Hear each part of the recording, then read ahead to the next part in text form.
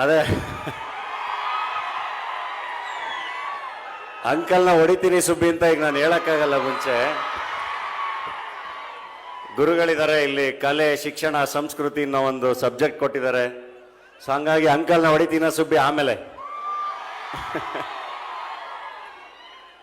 ಖಂಡಿತ ತುಂಬ ದೊಡ್ಡವರಿದ್ದಾರೆ. ನನಗೆ ಏನು ಮಾತಾಡಬೇಕು ಅಂತ ಯೋಚನೆ ಮಾಡ್ತಾ ಇದ್ದೆ. ಎಲ್ಲರೂ ತುಂಬ ಚೆನ್ನಾಗಿ ಮಾತಾಡ್ತಾ ಇದ್ರು. ನನಗೆ ಎಜುಕೇಷನ್ ಅಂತ ಬಂದಾಗ ನಾನು ಗುರುಗಳದೇ ಒಂದು ಇನ್ಸಿಡೆಂಟ್ ನೆನಪಿಸ್ಕೋತಾ ಇದ್ದೆ. ಅವ್ರ ಆರ್ಟಿಕಲ್ ಎಲ್ಲದೂ ಫಾಲೋ ಮಾಡ್ತಾ ಇರ್ತೀನಿ, ನಾನು ಓದ್ತಾ ಇರ್ತೀನಿ.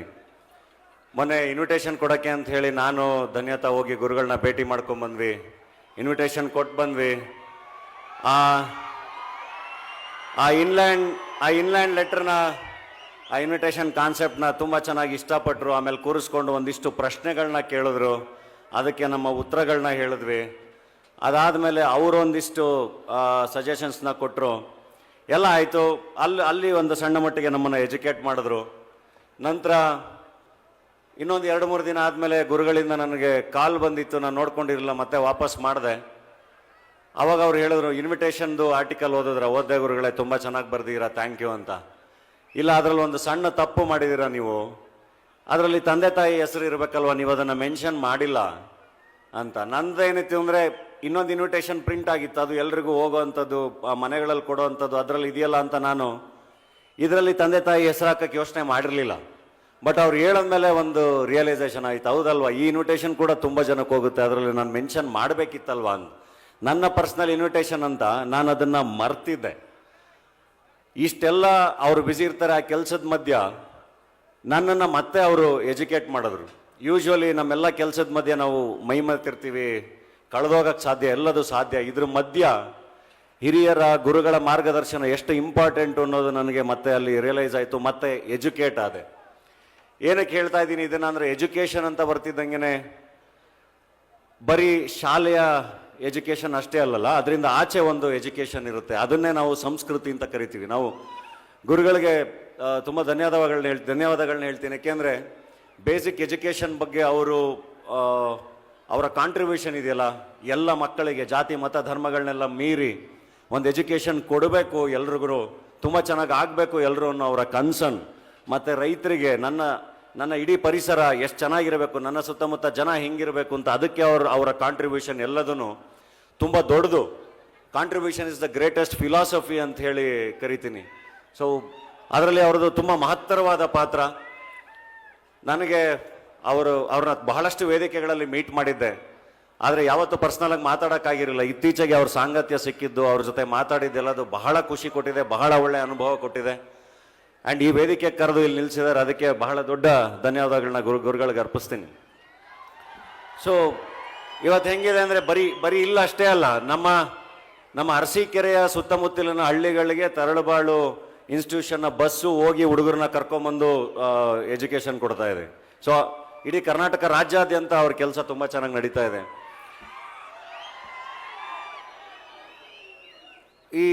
ಈ ಶಾಲೆಯ ನಾನು ಹೇಳ್ತಿರೋದು, ಸ್ಕೂಲಲ್ಲಿ ನಮಗೆ ಹೇಳ್ಕೊಡೋದು, ಪುಸ್ತಕ, ಇದೆಲ್ಲದನ್ನು ಆಚೆ ಒಂದು ಎಜುಕೇಷನ್ ಇದೆಯಲ್ಲ, ಅದು ಬಹಳ ಅಂದರೆ ಬಹಳ ಇಂಪಾರ್ಟೆಂಟ್. ನಾವು ನಮ್ಮ ಒಂದು ಇಂಡಿಪೆಂಡೆಂಟ್ ಥಾಟ್ ಪ್ರೊಸೆಸ್ನ ಬೆಳೆಸ್ಕೊಳ್ಳೋದು, ಇವೆಲ್ಲವೂ ಬಹಳ ಇಂಪಾರ್ಟೆಂಟ್. ಅದನ್ನೇ ನಾವು ಸಂಸ್ಕೃತಿ ಅಂತ ನಾನು ಕರೆಯೋಕ್ಕೆ ಇಷ್ಟಪಡ್ತೀನಿ. ಅದು ಬಹಳಷ್ಟು ರೂಪದಲ್ಲಿ ನಮಗೆ ಸಿಗುತ್ತೆ. ದೇಶ ಸುತ್ತಬೇಕು, ಕೋಶ ಓದಬೇಕು ಅಂತೆಲ್ಲ ಹೇಳ್ತಾರೆ. ಈಗ ನಾನೊಬ್ಬ ಕಲಾವಿದ, ನಾನು ಬಹಳಷ್ಟು ಕಡೆ ಸುತ್ತುತ್ತಾ ಇರ್ತೀನಿ, ಬಹಳಷ್ಟು ಜನಗಳನ್ನ ಮೀಟ್ ಮಾಡ್ತಾ ಇರ್ತೀನಿ. ಆರ್ಟ್ ಇದೆಯಲ್ಲ, ಆರ್ಟು ಮತ್ತು ಸೈನ್ಸು, ದಟ್ ಲಿಬರೇಟ್ಸ್ ಅಸ್. ಅದು ನಮ್ಮನ್ನು ತುಂಬ ಸ್ವತಂತ್ರಗೊಳಿಸುತ್ತೆ, ಅದು ಬಾರ್ಡ್ರ್ಗಳನ್ನ ದಾಟಿಸುತ್ತೆ, ತುಂಬ ಬೇರೆ ಥರ ಯೋಚನೆ ಮಾಡೋಂಗೆ ಮಾಡುತ್ತೆ, ತುಂಬ ಇನ್ಕ್ಲೂಸಿವಿಟಿ ಕಲಿಸುತ್ತೆ, ಎಲ್ಲರೂ ನಮ್ಮವರೇ, ಎಲ್ಲದೂ ನಮ್ಮದೇ ಅನ್ನೋದನ್ನು ಕಲಿಸುತ್ತೆ. ಸೈನ್ಸ್ ಒಂದು ಅವೇರ್ನೆಸ್ ಮೂಡಿಸುತ್ತೆ ಎಲ್ಲನೂ. ಇವಾಗ ನನ್ನ ವಚನಗಳನ್ನ ಅಂತ ತಗೊಂಡ್ರೆ, ಇವಾಗ ನಾವು ಸಂಸ್ಕೃತಿ ಅಂತ ತಗೊಂಡ್ರೆ, ನೀಡಿ ಕೆಟ್ಟರು ನಿಜವಿಲ್ಲದೆ, ಮಾಡಿ ಕೆಟ್ಟರು ಮನವಿಲ್ಲದೆ, ಮಾಡುವ ನೀಡುವ ನಿಜ ಗುಣವಿದ್ದಡೆ, ಕೂಡಿಕೊಂಬ ನಮ್ಮ ಕೂಡಲ ಸಂಗಮ ದೇವ ಅಂತ. ಅದು ನಮ್ಮ ಸಂಸ್ಕೃತಿ ಅಲ್ವಾ. ಎಂಥ ಒಂದೊಳ್ಳೆ ಸಂಸ್ಕಾರ, ಎಂಥ ಒಂದೊಳ್ಳೆ ಸಂಸ್ಕೃತಿನ ಹೇಳ್ಕೊಡ್ತಾ ಇದೆ. ಇವತ್ತು ಅದಕ್ಕೊಂದು ಬೆಸ್ಟ್ ಎಕ್ಸಾಂಪಲ್ ಹೇಳ್ತೀನಿ. ನಾನು ಎಷ್ಟೋ ಸಿನಿಮಾಗಳನ್ನ ಮಾಡಿ ಯಾವುದು ವರ್ಕ್ ಆಗ್ತಿರ್ಲಿಲ್ಲ. ಕೊನೆಗೆ ವಿಲನ್ ಆಗಿ ಮಾಡಿದೆ, ಡಾಲಿ ಆದೆ. ನಂತರ ಮತ್ತೆ ವಿಲನ್ನೇ ಮಾಡ್ತಾ ಇದ್ದೆ. ಮತ್ತೆ ಬಡವರಾಸ್ಕಲ್ ಅನ್ನೋ ಒಂದು ಸಿನಿಮಾನ ನಾನೇ ನಿರ್ಮಾಣ ಕೂಡ ಮಾಡಿದೆ. ಆ ಮೊದಲನೇ ಸರಿ ನಿರ್ಮಾಣ ಮಾಡಬೇಕಾದ್ರೆ ತುಂಬ ಭಯ ಇತ್ತು. ಯಾಕೆಂದರೆ ನಾನು ಅಲ್ಲಿವರೆಗೂ ವಿಲನ್ ಆಗಿ ದುಡ್ದಿದ್ದು, ನನ್ನ ಸ್ನೇಹಿತ ಹತ್ರ ಇಸ್ಕೊಂಡಿದ್ದು, ಇದನ್ನೆಲ್ಲ ಇಟ್ಕೊಂಡು ಒಂದು ಸಿನಿಮಾ ಮಾಡಕ್ಕೆ ಹೊರಟಿದ್ದೆ. ಅಲ್ಲಿ ನಿಜವಾಗ್ಲೂ 100% ಎಫರ್ಟ್ಸು, ಪ್ರಾಮಾಣಿಕವಾದ ಎಫರ್ಟ್ಸ್ನೆಲ್ಲ ಹಾಕಿದ್ದಕ್ಕೆ ಆ ಸಿನಿಮಾ ತುಂಬ ಚೆನ್ನಾಗಿ ಗೆಲ್ತು. ಕೂಡಲ ಸಂಗಮನ ರೂಪದಲ್ಲಿ ನೀವೆಲ್ಲರೂ ಸೇರಿದ್ರಿ, ನನಗೆ ಎಲ್ಲರೂ ಗೆಲ್ಸಿದ್ರಿ. ಸೊ ಮಾಡುವ ನೀಡುವ ನಿಜ ಗುಣ ಇದ್ದಾಗ ಡೆಫಿನೆಟ್ಲಿ ಎಲ್ಲದು ಸೇರ್ಕೊಳ್ಳುತ್ತೆ ಅಂತ. ಗುರುಗಳನ್ನ ತಗೊಂಡ್ರೆ ಗುರುಗಳಿಗ ಗುಣ ಇರೋದಕ್ಕೆ ಕೂಡಲ ಸಂಗಮದೇವ ಅವ್ರ ಜೊತೆಗಿದ್ದಾನೆ. ಅವರು ಹಿಡಿದಿರೋ ಎಲ್ಲ ಕೆಲಸಗಳು ತುಂಬ ಚೆನ್ನಾಗಿ ಆಗ್ತಾ ಇದೆ. ಸಂಸ್ಕೃತಿ ಅಲ್ವಾ, ಇವ ನಾರವ ಇವ ನಾರವ ಇವ ನಾರವ ಎಂದೆಣಿಸದಿರಯ್ಯ, ಇವ ನಮ್ಮವ ಎಂದೆಣಿಸಯ್ಯ, ಅದು ನಮ್ಮ ಸಂಸ್ಕೃತಿ ಅಲ್ವಾ. ಹಿರಿತನ ಕಿರಿತನ ಎಂಬ ಶಬ್ದ ಒಡಗಿದಡೆ ಆತನೇ ನಿಜ ಶರಣ ಗುಹೇಶ್ವರ, ನಮ್ಮ ಸಂಸ್ಕೃತಿ ಅಲ್ವಾ. ಶರಣ ಅಂತಿದ್ದಂಗೆ ಇವತ್ತು ನೋಡಿ, ಇವತ್ತು ವೇದಿಕೆ ಮೇಲಿರಿ ಎಲ್ಲರೂ ಕೂತಿದ್ದಾರೆ. ಎಲ್ಲರ ಪಕ್ಕದಲ್ಲಿ ಶರಣ ಶರಣ ಶರಣ ಶರಣ ಅಂತಿದ್ದಂಗೆನೆ ಶರಣ ಅನ್ನೋ ಪದದ ಅರ್ಥನೇ ಸಮಾನತೆ, ನಾವೆಲ್ಲರೂ ಒಂದೇ. ಒಬ್ಬ ಶರಣ ಇನ್ನೊಬ್ಬ ಶರಣ ಶರಣ ಶರಣ ಅಂತಿದ್ದಂಗೆ. ಸೊ ಇದೆಲ್ಲವೂ ನಮ್ಮ ಸಂಸ್ಕೃತಿ. ಒಬ್ರು ಇನ್ನೊಬ್ಬ ಮನುಷ್ಯನ ಎಷ್ಟು ಚೆನ್ನಾಗಿ ನೋಡ್ಕೋತೀವಿ, ಅದು ಸಂಸ್ಕೃತಿ. ಸೊ ಆ ಥರದ ಒಳ್ಳೆಯ ಸಂಸ್ಕೃತಿ, ಒಳ್ಳೆಯ ಸಂಸ್ಕಾರಗಳನ್ನ ನಿಜ ಗುರುಗಳು ಹೇಳ್ಕೊಡ್ತಿರ್ತಾರೆ, ಮಾರ್ಗದರ್ಶನ ಮಾಡ್ತಿರ್ತಾರೆ. ಆ ಥರ ನಮಗೆ ಇಲ್ಲಿ ಬಹಳಷ್ಟು ಚೆನ್ನಾಗಿ, ನನಗೆ 2000ನೇ ಇಸ್ವಿಲ್ ತರಳುಬಾಳು ಹುಣ್ಣಿಮೆ ನಮ್ಮ ಅರಸೀಕೆರೆಯಲ್ಲಿ ಅಟೆಂಡ್ ಮಾಡಿದ್ದೆ. ನಾನು ಭಾಳ ಚಿಕ್ಕ ಹುಡುಗವಾಗಿನ್ನು ಸುಮಾರು ಒಂದು 3-4 ದಿನ ತರಳುಬಾಳು ಹುಣ್ಣಿಮೆಲ್ಲ ಓಡಾಡ್ಕೊಂಡಿದ್ವಿ. ಗೊತ್ತಿಲ್ಲ, ಏನೇನೋ ಹೇಳ್ಬೇಕು ಅಂತ ಬಂದೆ, ಎಲ್ಲ ಗುರುಗಳ ಭಯ, ಕನ್ಫ್ಯೂಷನ್ ಆಗೋಯ್ತು ನನಗೆ.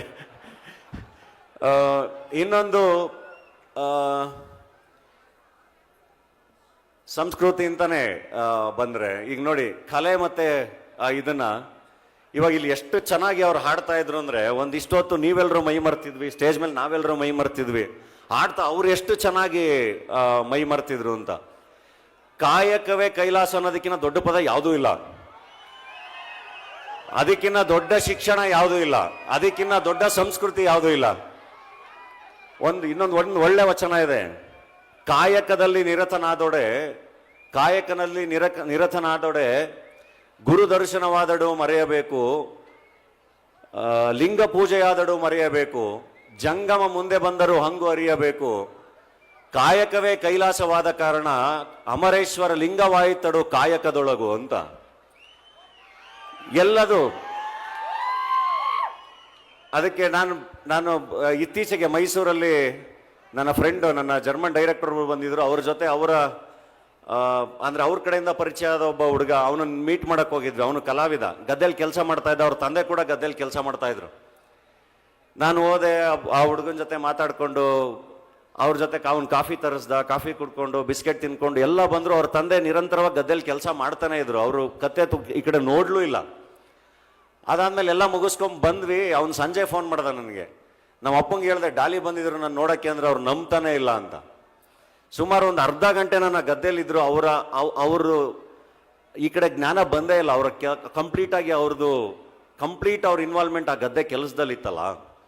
ಸೊ ಹಂಗೆ ಇವಾಗ ಕೆಲವೊಂದು ಪಾತ್ರಗಳನ್ನ ಮಾಡಬೇಕಾದ್ರೆ ನಾವು ಅಷ್ಟೇ ತುಂಬಾ ಮೈ ಮರೆತು ಪಾತ್ರಗಳನ್ನ ಮಾಡ್ತೀವಲ್ಲ, ಅದೇ ಧ್ಯಾನ, ಅದೇ ಸಂಸ್ಕೃತಿ, ಅದೇ ಎಜುಕೇಶನ್. ಏನು ಮಾಡಿದ್ರು ಅದಕ್ಕೆ 100% ಹಾಕಿದ್ರೆ ಡೆಫಿನೆಟ್ಲಿ ತುಂಬ ಅದ್ಭುತವಾದ ರಿಸಲ್ಟ್ಸು ಸಿಗಕ್ಕೆ ಸಾಧ್ಯ. ಸೊ ಇಲ್ಲಿ ಬಹಳಷ್ಟು ಜನ ಯಂಗ್ಸ್ಟರ್ಸ್ ಇದ್ದೀರಾ, ಏನಾದರೂ ಮಾಡಿ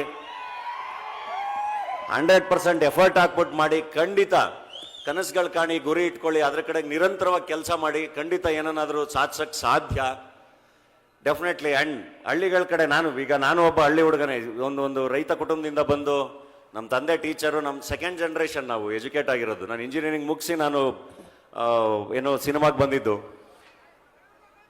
ಸಾಕಷ್ಟು ನಾ ಹೇಳ್ತೀನಿ ಕೇಳಿ, ಇವತ್ತು ಹಳ್ಳಿಗಳು ನಿಂತಿರೋದು ಹೆಣ್ಣುಮಕ್ಳಿಂದನೇ.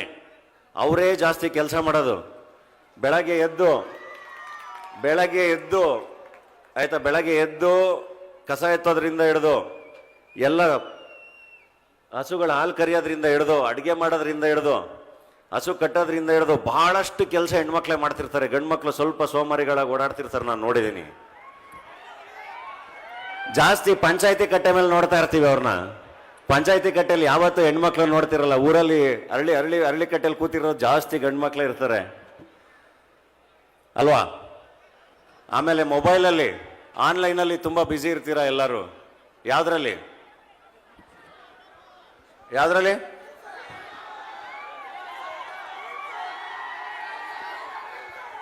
ಸೊ ಆನ್ಲೈನಲ್ಲಿ ನಿಮಗೆ ಇವತ್ತು ಬೆಟ್ಟಿಂಗ್ ಇಂದ ಹಿಡಿದು ಎಲ್ಲದು ಆಕ್ಸೆಸ್ ಇದೆ, ಗೊತ್ತು ನನಗೆ.